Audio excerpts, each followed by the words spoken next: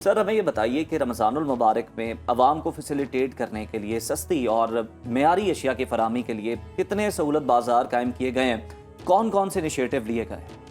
अच्छा, सबसे पहले अगर इनिशिएटिव्स की बात की जाए तो रमज़ान से पहले ही इसकी तैयारी शुरू हो गई थी। गवर्नमेंट ने काफ़ी प्रोएक्टिव अप्रोच रखी इस सिलसिले में। सबसे पहले तो एक बचत फेस्ट का एहतमाम किया गया यहाँ जिलानी पार्क में, बहुत बड़ा, जिसमें तकरीबन 3 दिन का फेस्टिवल था। उसमें कुछ 3 लाख से ज़्यादा लोगों का फुटफॉल था। वो आए, शॉपिंग की, उधर डिस्काउंटेड स्टॉल्स लगे बड़ी बड़ी कंपनीज़ के, और लोगों ने उसका काफ़ी फ़ायदा उठाया। उसके बाद फिर एक एक्टिविटी शुरू हो गई रमज़ान निगहबान कार्ड की, वो लोगों को उन्होंने बांटे। और अभी तकरीबन हमें जितने अभी तक मिले थे हमने वो तमाम बांट दिए। उससे भी लोगों को एक रिलीफ मिला। कैश था उसमें 10,000 का पर फैमिली, और उसमें उन्होंने चीज़ें ली। ये तो था रमज़ान से पहले। और अभी सही। अब जब रमज़ान शुरू हुआ तो गवर्नमेंट ने इस्टेब्लिश किए आपके रमज़ान बाज़ार ऑल अक्रॉस दी पंजाब। बात अगर हम लाहौर की करें तो यहाँ पे 10 रमज़ान बाज़ार लगाए गए और 13 सहूलत ऑन द गो बाज़ार लगाए गए। ये छोटे बाज़ार हैं और ये मुख्तलिफ हर तहसील में लगे हैं और मुख्तलिफ लोकेशंस में लगे हुए हैं। और यहाँ पे भी डिस्काउंटेड प्राइस पे कमोडिटीज़ अवेलेबल हैं, और जो डीसी रेट है उससे भी कम प्राइस में इधर चीज़ों को दिया जा रहा है। और उसकी मॉनिटरिंग कर रहे हैं वहाँ हमारे परमानेंट ऑफिसर्स जो हैं, वो ड्यूटी पे मामूर हैं।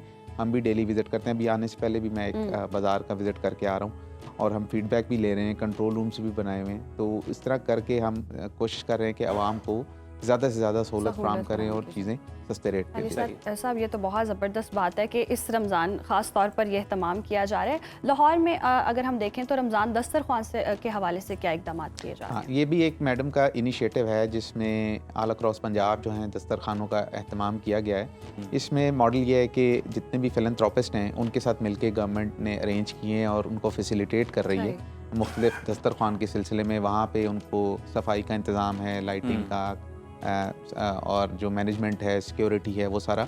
तो लाहौर में इस वक्त हमने 23 के करीब दस्तरखान हमारे लगे हुए और मुख्तलिफ लोकेशंस पे, बल्कि कल हम एक अफ्तारी पे भी वहीं गए थे और काफ़ी लोग बड़े खुश भी थे। मेन्यू भी अच्छा है उनका और क्वालिटी भी अच्छी है, वो भी हम इंश्योर कर रहे हैं। अच्छा सर, दो चीज़ें हैं। एक तो जो आप बता रहे हैं कि रमज़ान बाज़ार जो हैं वो कायम किए गए हैं। जो चीज़ हम देखते हैं कि मार्केट में, ओपन मार्केट में बहुत महंगी होती है, वो चीज़ें वहाँ पे दस्तयाब नहीं होती। लोगों का ये गिला है, लोग ये शिकायत करते हैं, और फिर क्वालिटी को लेकर लोगों का बहुत ज़्यादा कंसर्न होता है। एक तो इस पर कमेंट कर दें, इसको बता दें कि आप उनकी अवेलेबिलिटी को कैसे इंश्योर कर रहे हैं। और साथ ही रमज़ान में हम देखते हैं होर्डिंग, ज़ख़ीरा अंदोज़ी जो है वो बहुत ज़्यादा बढ़ जाती है। एक आम चीज़ की कीमत भी जो है वो बहुत ज़्यादा आसमान पे पहुंची होती है।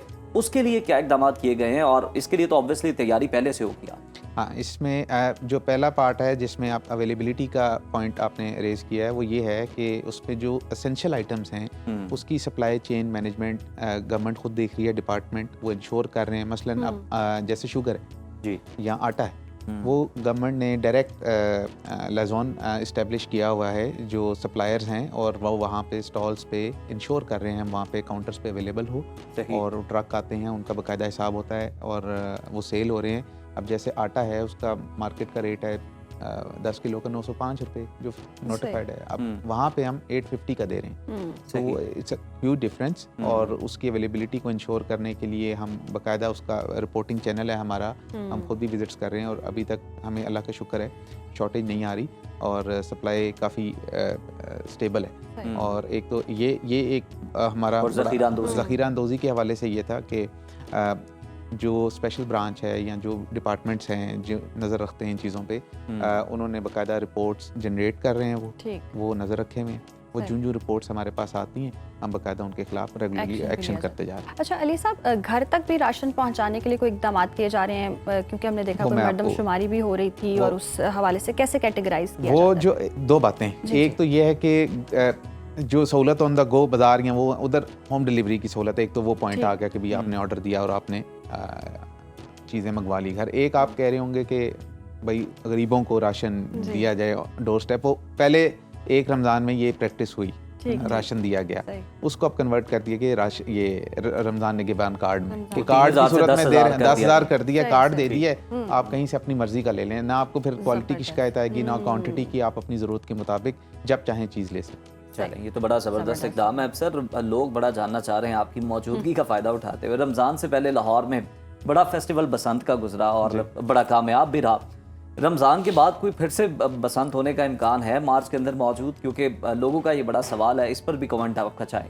मार्च में इस साल तो नहीं, अच्छा, बट एक ये हम करेंगे कि हम कोशिश करेंगे कि अगली बसंत जो है ना वो इससे बेहतर हो।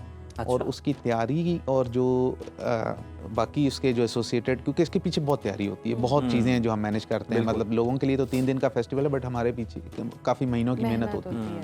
वो हम काफ़ी अर्सा पहले से स्टार्ट करेंगे, वो अनाउंस हम कर देंगे ताकि लोग जो हैं उस हिसाब से अपने आप को प्रिपेयर भी करें और सप्लाई चीज़ों की वो भी इस काम में भी आपने महंगाई रोकनी है। इसीलिए टाइमली हम अनाउंस कर देंगे ना, तो सप्लाई आ जाएगी आपके पास एनफ, तो वो इंशाल्लाह प्रॉब्लम नहीं है। अली साहब, सुनने में आ रहा है रमज़ान में भी कोई फेस्टिवल हो रहा है, ऐसा भी कुछ जा रहा है? उसे कहते हैं हम रमज़ान गाला, ईद गाला के हवाले से जो हमारे रमज़ान बाज़ार हैं वो कुछ कन्वर्ट हो जाएंगे। वो कुछ ज़िलों में ये होगा, लाहौर में भी होगा। अच्छा, शहर लाहौर की अगर हम बात कर लें तो डेवलपमेंट प्रोग्राम के तहत कितनी स्कीमों पर इस वक्त काम चल रहा है और कितनी अभी तक जो है वो कंप्लीशन हो चुकी है काम? देखें, अगर वैसे आप देखें तो वैसे तो बहुत सारे प्रोजेक्ट हैं। आपका बड़े project Nawaz Sharif cancer hospital है जी, ठीक है, उसका अभी जो आउटडोर एक ब्लॉक है वो ऑलमोस्ट कंप्लीट होने वाला है जी। मेरे ख्याल में अगले 1-2 महीनों में उसका इनॉग्रेशन हो जाएगा। फिर एक नवाज शरीफ जो है ये अपना जिना हॉस्पिटल 2 कार्डियोलॉजी का उधर, वो भी ऑलमोस्ट कंप्लीट है, उसकी भी इनॉग्रेशन होने वाली है।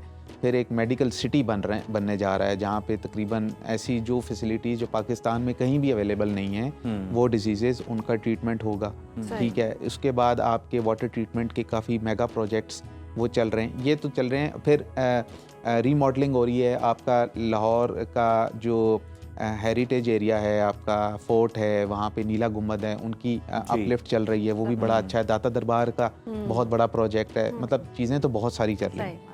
बट अगर लाहौर डेवलपमेंट के हवाले से आप एक स्पेसिफिक स्कीम करें तो वो है लाहौर डेवलपमेंट प्रोग्राम, ठीक है। वो LDP हमारा चल रहा है, उसका फेज़ 1 कंप्लीट हो गया ऑलमोस्ट 99%। उसमें जो मिसिंग कंपोनेंट्स हैं उसको हम टेकअप कर रहे हैं जी। और फेज़ 2 इस वक्त इन प्रोग्रेस है। और इसमें तकरीबन आप ये देखें कि 1500 किलोमीटर्स की स्ट्रीट्स लाहौर में वो बनाई जा रही हैं। उनको टफ टाइल कर रहे हैं, उनको PCC कर रहे हैं, पेवर कर रहे हैं, और ये तकरीबन 14,000 प्लस स्ट्रीट्स हैं। और फिर सीवर का सिस्टम 700 किलोमीटर प्लस वो ऐड होने जा रहा है हमारा। फिर 500 kilometre plus water supply add हो रहा है। तो ये एक मेजर एडिशन है जो लाहौर में उन इलाकों में हो रहा है जो कि थोड़े डिप्राइव्ड हैं, जो कि हमारी नज़र नहीं पड़ती, क्योंकि हमें तो गुलबर्ग नज़र आएगा या मेन एरिया नज़र आते हैं ना, बट आउटस्कर्ट्स हैं, उधर काफ़ी ज़रूरत थी इन चीज़ों की।